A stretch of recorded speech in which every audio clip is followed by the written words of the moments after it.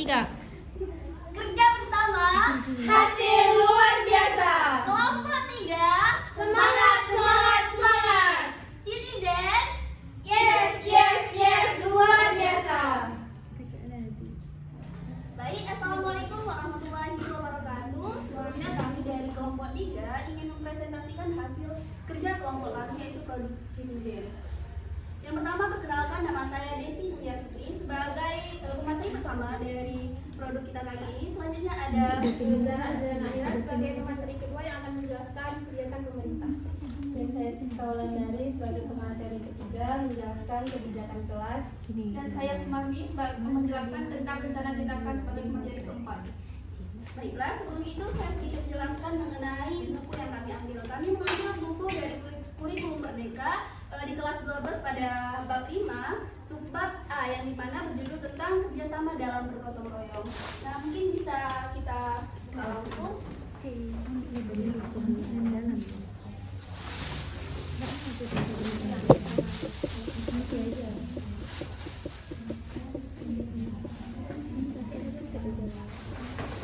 Baik, langsung saja kita akan menjelaskan yang pertama masalahnya terlebih dahulu. Nah, sebelum membuat proyek tentunya kita mempunyai masalah terlebih dahulu. Yang pertama, masalah dalam gotong royong tentunya yaitu mulai lunturnya nilai toleransi dalam masyarakat sehingga menghambat kerjasama dalam bergotong royong.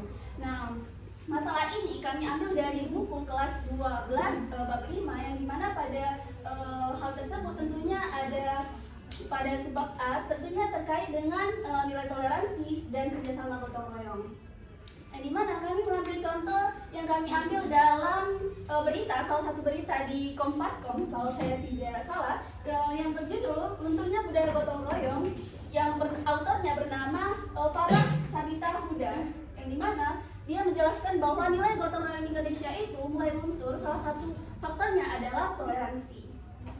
Yang kedua yaitu lanjut saja pada yang kedua yaitu kurangnya kesadaran masyarakat dalam pentingnya menjaga dan menghargai budaya gotong royong. Seperti yang kita ketahui bersama bahwa masyarakat Indonesia saat ini mulai mengalami penurunan nilai-nilai ataupun kesadaran dalam masyarakat dalam mengapresiasikan ataupun menjaga pentingnya gotong royong. Padahal dapat kita ketahui bersama bahwa nilai gotong royong merupakan bukan hanya sekedar tradisi saja, tapi itu merupakan nilai luhur ataupun ciri khas suatu bangsa Indonesia salah satunya.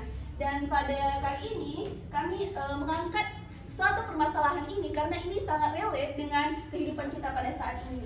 Pada poin yang ketiga yaitu masalah ketiga yang kami angkat di sini yaitu kerjasama tradisional gotong royong mulai memudar karena pengaruh globalisasi. Baiklah, pada masalah yang ketiga ini tentunya kami juga mengambil dalam buku pada subbab A yang dimana hal tersebut juga membahas tentang tradisional, yang dimana nilai-nilai gotong royong ataupun kerjasama tradisional saat ini sudah mulai luntur akibat pengaruh globalisasi. Bahkan masyarakat Indonesia saat ini lebih menganggap bahwa gotong royong itu lebih baik digaji saja. Tidak perlu lagi gotong royong, ketika ada uang maka kerja tersebut akan selesai. Itulah penyebab salah satu masalah gotong royong itu tidak direalisasikan lagi. Serta yang poin terakhir atau masalah yang terakhir kami angkat di sini yaitu lunturnya gotong royong masyarakat Aceh. Nah, kebetulan sekali masyarakat kita ataupun daerah kita menempuh pendidikan yaitu Aceh, maka kami mengangkat salah satu masalah tersebut. Yang dimana faktor-faktor hilangnya budaya gotong royong yaitu salah satu contohnya kita globalisasi, dan hal ini tentunya sangat berkaitan ataupun relate dalam kehidupan kita pada saat ini. Yang pegang HP simpan. Baik, kita lanjutkan saja pada kebijakan ataupun alternatif kebijakan yang akan disampaikan oleh pemateri kedua. Dari sini saya akan menjelaskan alternatif kebijakan atau kebijakan yang diberikan oleh pemerintah. Kan tadi ada 4 masalah utama dari yang kami ambil dari budaya gotong royong. Ada kurangnya kesadaran masyarakat karena arus globalisasi, karena arus tradisional, dan juga masyarakat itu individualisme. Dan di sini ada pun alternatif dari kebijakan itu ada 4. Yang pertama program padat karya tunai atau PKT. Di sini pemerintah memberikan misalnya pemerintah itu mau membuat infrastruktur seperti jalan, jembatan, atau balai desa. Kan biasanya kita mengupah pekerja dari Medan atau borongan itu kan. Nah di sini masyarakat atau pemerintah bisa mengambil masyarakat itu sendiri untuk membuat program tadi yang kayak pembangunan itu, agar masyarakat di sini memiliki pekerjaan dan juga ada nilai gotong royong yang tercermin karena adanya kerjasama. Selanjutnya itu program Kampung Iklim. Program Kampung Iklim ini biasanya dilakukan oleh ibu-ibu PKK, yang dimana program ini untuk mencegah adanya gas emisi rumah kaca yang berkepanjangan, karena kita tahu sekarang gas emisi itu sudah sangat menyebar sangat luas. Dan di sini contoh kenapa saya bilang ibu-ibu tadi, karena di sini ibu-ibu bisa melakukan penanaman pohon.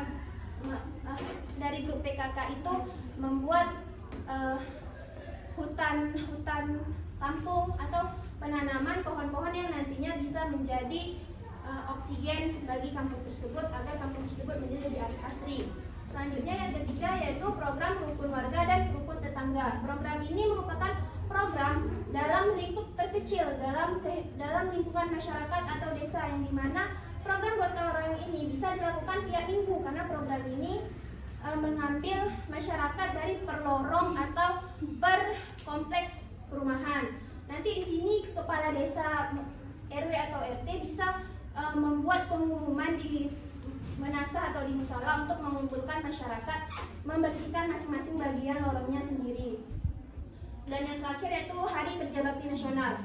Pada Hari Kerja Bakti Nasional ini membutuhkan turun tangan dari pemerintah untuk mengelola langsung karena sifatnya sudah nasional, dan juga di sini disiapkan sama jauh-jauh hari. Contohnya yaitu gotong royong memperingati PON PON Aceh yang 2024 kemarin, dan juga gotong royong untuk DLH 3K Banda Aceh berpartisipasi untuk menyambut bulan Ramadan. Dan di sini programnya itu nggak di skala kampung, programnya ini bisa di skala kota, seperti pembersihan taman sari, pembersihan hutan kota, dan dilakukan oleh elemen masyarakat dari wilayah terdekat kampung tersebut. Adapun Kanun Kota Banda Aceh yang mengatur rencana tata ruang dari Hari Kerja Bakti Nasional itu tersebutkan dalam Kanun Nomor 4 Tahun 2009, yang dimana bunyinya bahwa dengan terjadinya Undang-Undang Nomor 4 Tahun 2009 ini, masyarakat Kota Banda Aceh dapat melakukan penataan ruang sesuai dengan perencanaan yang telah ditetapkan sebelumnya. Mungkin hanya itu yang dapat saya sampaikan. Mungkin ada misalnya contohnya kayak di Hari Kerja Bakti Nasional ini, nanti pemerintah itu kan masyarakatnya kurang berpartisipasi, karena ini kan pemerintah yang buat. Nanti mereka pasti mikirnya masyarakat ini pasti pemerintah itu mempunyai bawahan lagi. Nanti pemerintah ini kayak membuat di samping itu membuat kayak lomba gitu, seperti lomba nanti biar masyarakat itu mau berpartisipasi. Nah nanti seperti lombanya hadiahnya bisa berupa uang atau alat-alat rumah tangga atau sembako, agar gunanya masyarakat mau berpartisipasi dalamnya. Mungkin hanya sekian yang dapat saya sampaikan. Mereka lebih lanjut, saya mohon maaf, selanjutnya akan dijelaskan oleh Kak Siska.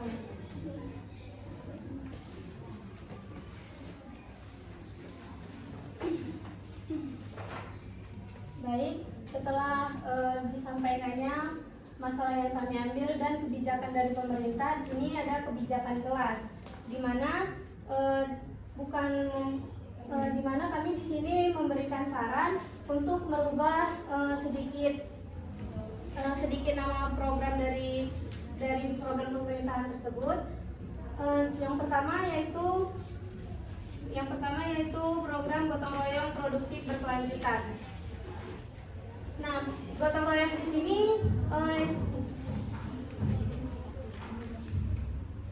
di mana yang pertama kebijakan dari pemerintah sendiri yaitu program padat karya tunai atau PKT.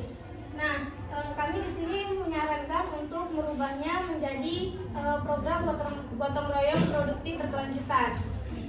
Nah, program PKT ini telah membuka lapangan kerja dan mempercepat pembangunan desa, namun sifatnya masih jangka pendek dan belum sebelumnya memanfaatkan potensi sosial ekonomi gotong royong sebagai budaya lokal. Nah, jadi di sini kami mengubahnya menjadi program gotong royong produktif berkelanjutan agar program ini itu bukan hanya di masa jangka pendek saja, tetapi berkelanjutan hingga seterusnya. Selanjutnya yaitu program rukun warga dan rukun tetangga.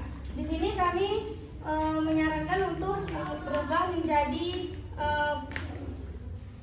program gotong royong antar RW atau RT. Nah, ini juga bisa program ini juga bisa berguna untuk dana desa, di mana biasanya jika ada pembangunan di sebuah desa itu kita memakai jasa orang, akhirnya harus membayar jasa orang tersebut. Jadi jika ada program gotong royong antar RT atau RW ini bisa meminimalisir dana desa yang keluar. Jadi hanya membutuhkan atau mengeluarkan dana bahan-bahan yang diperlukan saja. Selanjutnya yaitu program kampung iklim. Nah, kami di sini merubahnya menjadi gotong royong hijau terpadu, di mana bukan hanya ibu-ibu saja yang berpartisipasi di sini, seluruh masyarakat harus juga ikut serta dan ikut bertanggung jawab di dalam penanaman tumbuhan di setiap daerah. Untuk seperti kita tahu bahwasanya tanaman itu atau pepohonan banyak berguna untuk kita. Selanjutnya yaitu Hari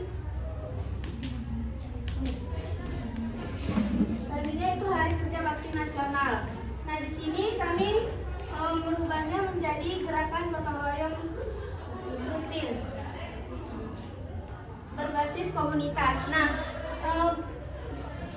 komunitas ini sendiri bisa menjadi wadah awal di mana gotong royong itu dilakukan. Mungkin awalnya hanya kelompok komunitas itu saja yang melakukan gotong royong di lingkungan kita. Mungkin dengan adanya komunitas ini membuat masyarakat menjadi lebih sadar bahwasanya kelestarian atau kebersihan lingkungan itu bukan hanya tanggung jawab dari komunitas tersebut, melainkan tanggung jawab dari seluruh masyarakat yang ada di lingkungan tersebut. Baik, mungkin hanya ini. Selanjutnya akan dijelaskan oleh rekan saya. Jadi selanjutnya akan dijelaskan oleh Sumati pada Sumati. Baik, selanjutnya di sini saya akan menjelaskan tentang rencana tindakan, di mana di sini kami dari kebijakan kelas tadi, adapun di sini kami membuat aksi nyata. Yang kami buat itu ada 2 buah galon aqua yang bisa dijadikan tong sampah organik dan anorganik. Tong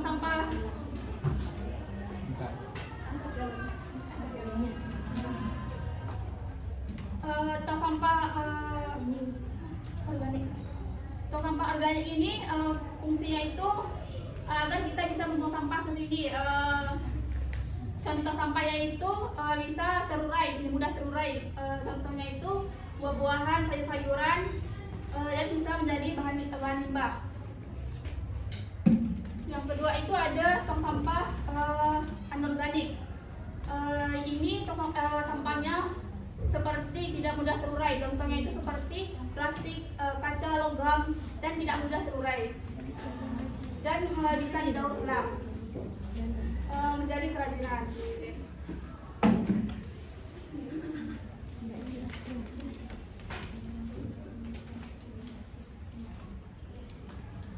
Adapun yang kami gunakan proses pembuatan tong sampah ini, yang pertama itu kami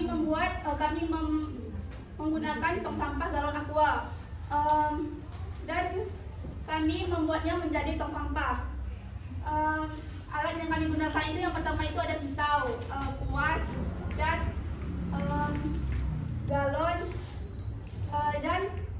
dan poster, dan kertas logo pembuatan organik dan anorganik.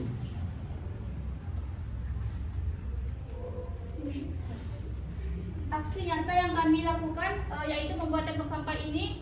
Sebagai langkah awalnya itu yang pertama itu ada dari simbolis dari semua kebijakan di atas. Kan lipat-lipat mampu.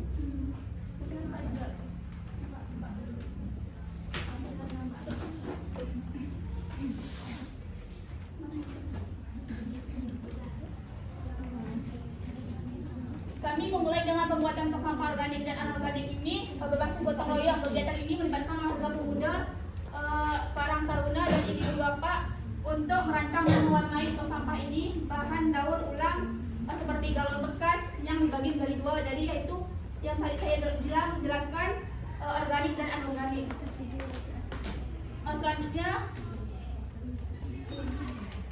Selanjutnya di sini ada poster yaitu tentang praktik gotong royong dalam kehidupan sehari-hari. Tujuan kami membuat poster ini, tujuannya itu untuk meningkatkan kesadaran masyarakat tentang pentingnya gotong royong agar lingkungan kita itu menjadi lebih bersih dan indah. Yang kedua itu ada mengedukasi cara memilah sampah organik dan anorganik. Ini kan ada dua tadi nih, tong sampah organik dan anorganik. Anorganik ini tadi yang mudah terurai dan bisa dijadikan kompos. Yang ini tadi ada tong sampah anorganik yang tidak mudah terurai, yang bisa didaur ulang.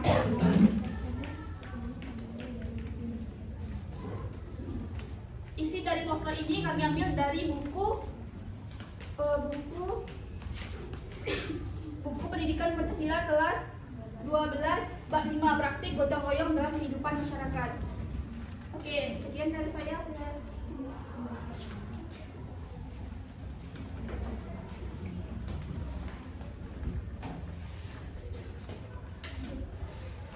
Baik, sekian dari kelompok kami. Kami mohon maaf jika ada kesalahan. Wassalamualaikum warahmatullahi wabarakatuh.